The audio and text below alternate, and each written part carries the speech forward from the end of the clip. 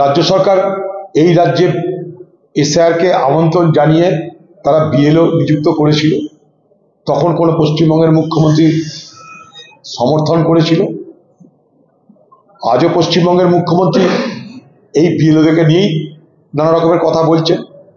কিন্তু যদি এসআইআর পশ্চিমবঙ্গে বিপদের কারণ হয়, বিএলওদের যদি মৃত্যুর কারণ হয় এসআইআর, পশ্চিমবঙ্গ সরকার কেন তাদের কর্মচারীদের উদ্যোগ করে নিচ্ছেন না? কেন বলছেন না যে আমি এখানে এসআইআর করতে দেব না? কমিশন বলছে রাজ্য তার দায়িত্ব পালন করছে না, রাজ্য বলছে কমিশন তার দায়িত্ব পালন করছে না। সাধারণ ভোটার, সাধারণ মানুষ কোথায় যাবে? এই এই এই এই এই জিনিস দেখতে সাধারণ মানুষ কোথায় যাবে? কেন মৃত্যু, কি মৃত্যু দেখো, কিন্তু এসআইআর কারণে, চাপের কারণে বিএলওদের মৃত্যু, এর থেকে দুর্ভাগ্যের নিন্দাজনক আর কিছু হতে পারে না। কিন্তু তার জন্য রাজ্যর কি ভূমিকা?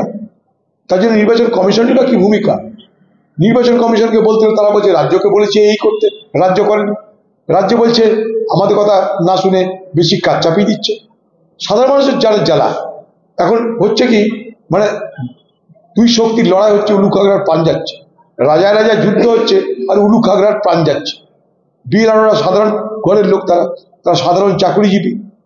এই সরকারের অধীনে তারা চাকরি করে, রাজ্য সরকারের অধীনে তারা চাকরি করে।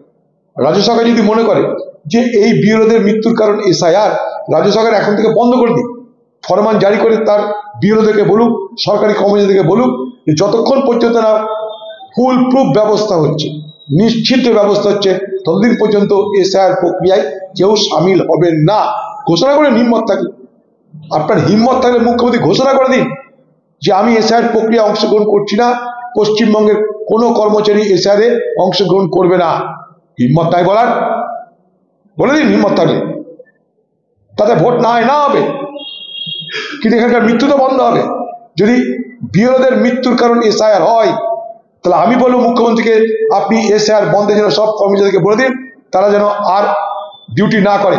আপনি তাদের দেখভাল করবেন, দেখাশোনা করবেন, আপনি তাদের মাইনা পত্র সব তো দিচ্ছেন, আপনি বলুন আপনি তাদের রক্ষা করছেন, পারছেন না? আপনি ক্যালকাটা পুলিশ কমিশনকে বাঁচাতে কলকাতায় রাজপথে রাত্রিবেলায় আন্দোলন করেন, এদের জন্য পারছেন না? চোরকে বাঁচাতে আন্দোলন করেছিলেন, আর বিএলওরা তাদের আমাদের ঘরের লোক, তারা তো সরকারি কর্মচারী, তারা তো সার্ভিস দিচ্ছে, তারা বিপদে পড়ছে, তাদের মৃত্যু হচ্ছে।